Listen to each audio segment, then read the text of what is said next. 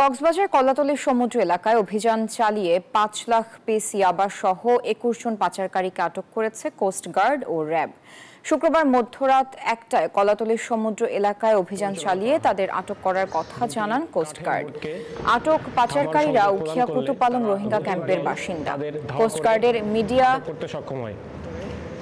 কর্মকর্তালে commander BN Siamul হক জানান, Myanmar থেকে আসা ইয়াবার বড় একটি চালান কক্সবাজারে খালাস করা হবে এমন তথ্যের ভিত্তিতে র্যাব ও কোস্ট গার্ড যৌথ অভিযান পরিচালনা করে।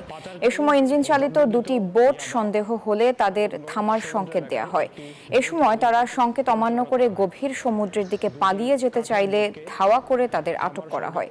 এ সময় বোটে তল্লাশি করা হলে বিশেষ কৌশলে লুকানো অবস্থায় ৫ লাখ পিস ইয়াবা উদ্ধার করা হয়। এ সময় বোটে থাকা ২১ জন মাঝি মাল্লাকে আটক করা হয়।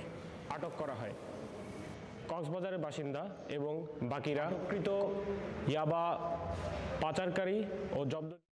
বান্ডেল থাকলে প্রতি সেনমানিতে টাকা বাঁচবে।